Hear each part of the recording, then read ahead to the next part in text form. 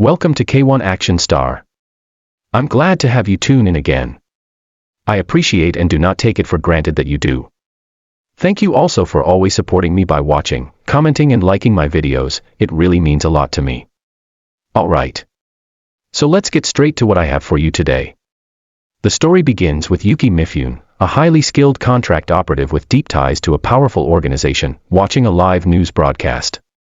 The report covers Bruno Diaz, a foreign diplomat visiting Washington, D.C., to negotiate a significant trade deal between the United States and a Central American nation.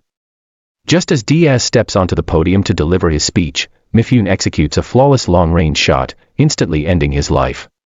Chaos erupts as the audience panics, security scrambles, and confusion spreads. Amid the mayhem, Mifune calmly slips away, mission accomplished. Meanwhile, Agent John Franklin, a senior investigator, is deep in conversation with the Secretary of State when his colleague, Agent Juliet Clover, rushes in with urgent news. Their intelligence division has identified a prime suspect in the assassination, Randall Beckett. Flight records indicate that Beckett had recently traveled in and out of the targeted country just before the attack. Without hesitation, Franklin orders Agent Peterson to send a tactical team to Beckett's residence immediately. Unaware of the impending storm, Beckett is at home, fully immersed in a video game, enjoying his first real break in 5 years. His peaceful moment is shattered by the sudden roar of an approaching helicopter, followed by a powerful explosion that blows open his front door. Before he can react, a heavily armed team storms in, subduing him on the spot. Meanwhile, Mifune receives an update: Beckett has been captured near his home. Her original orders were to eliminate him and stage it as a self-inflicted death, but with him now in custody, that option is gone. A new plan is set into motion, an ambush on the transport convoy moving him to a classified detention site. At a government safe house, Franklin personally interrogates Beckett, who firmly denies any involvement in the diplomat's assassination.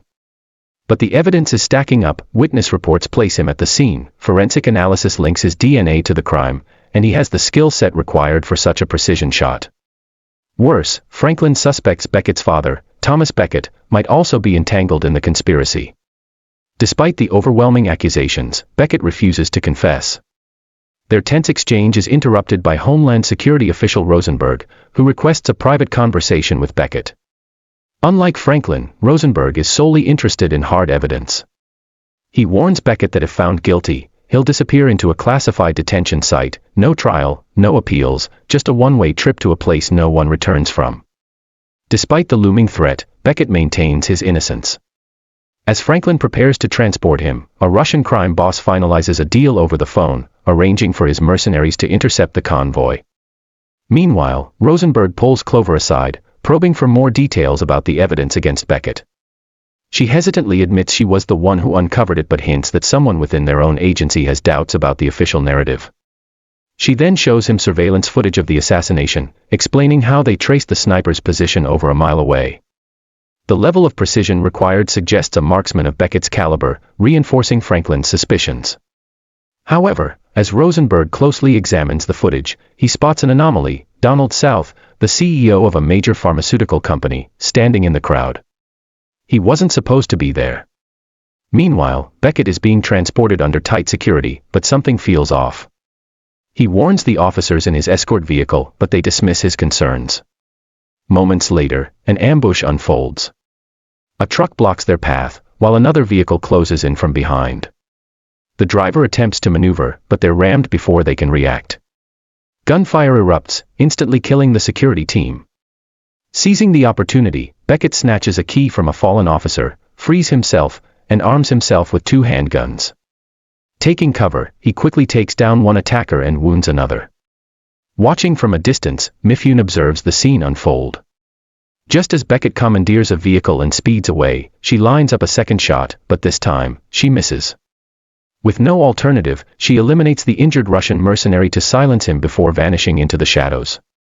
In California, Rosenberg tracks down Donald South, who is enjoying dinner with a woman who is definitely not his wife. Without hesitation, Rosenberg takes the woman's seat after she leaves and gets straight to the point: why was South present at the assassination scene? South claims to support lifting the trade embargo and insists his company is at risk of being taken over by a rival corporation.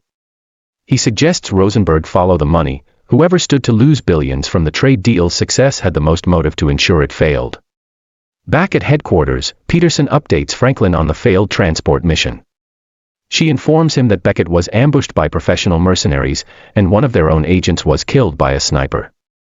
Franklin immediately suspects that Thomas Beckett might have played a role in his son's escape. He orders his team to track them both down. Beckett, now a fugitive, crosses paths with two police officers who attempt to arrest him. Knowing he can't afford capture, he overpowers them and makes a quick getaway. He hijacks a car, forcing the driver to take him somewhere safe. Meanwhile, Rosenberg confides in Clover, sharing his growing suspicion that someone within their own ranks is leaking classified intel. Otherwise, how else could the ambush on Beckett's transport have been so perfectly coordinated? He knows Franklin is hell-bent on proving Beckett's guilt, making uncovering the truth even harder. When Rosenberg asks about the rival company, Clover mentions a recent security breach involving their lead scientist, Joshua Strayhorn.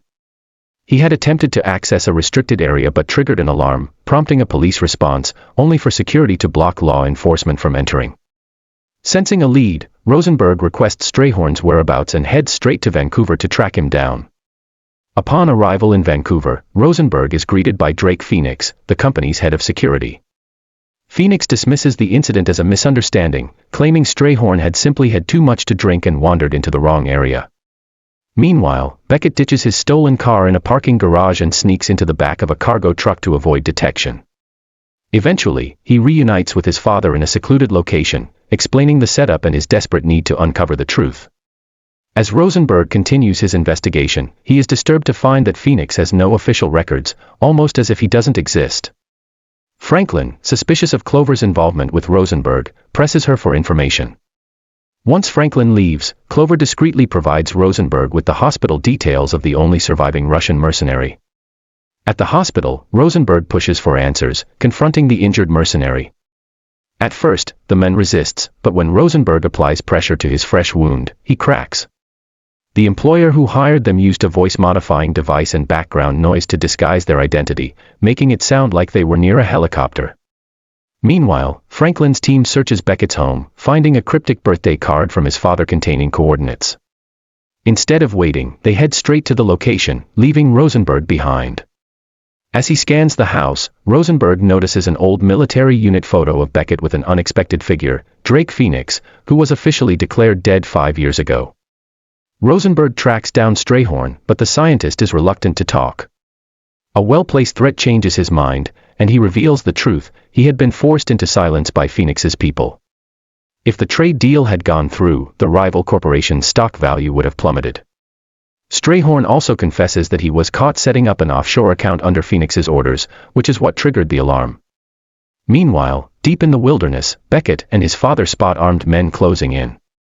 Sensing an impending fight, his father hands him a rifle and directs him toward a tunnel, ensuring he has an escape route.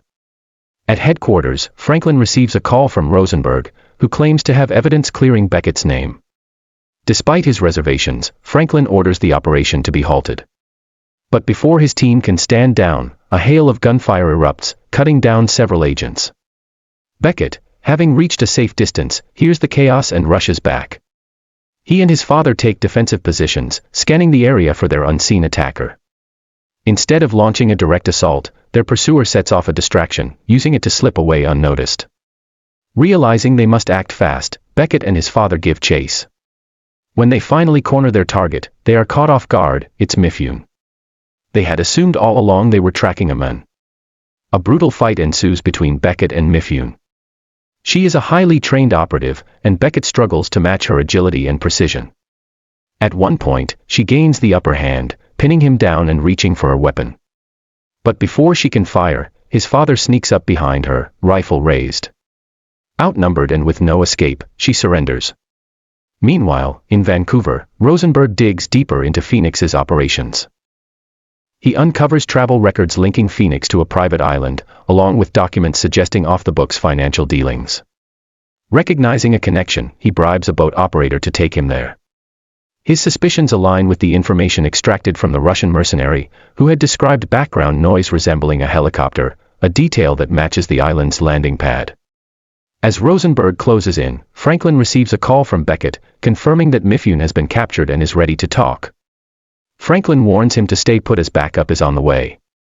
Meanwhile, Clover uncovers a direct link between Mifune and the diplomat's assassination. The plan to frame an American for the killing was carefully designed to disrupt the trade deal, allowing key players in the rival corporation to profit from the economic fallout.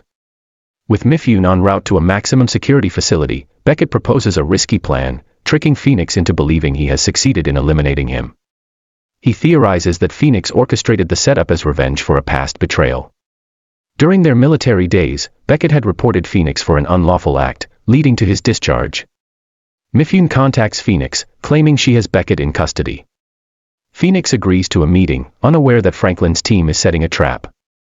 Beckett's father, a seasoned marksman, steps up as the designated sniper for the operation. Meanwhile, Rosenberg infiltrates the island and stumbles upon a surprising discovery, a family portrait featuring none other than Donald South. Before he can react, he is ambushed.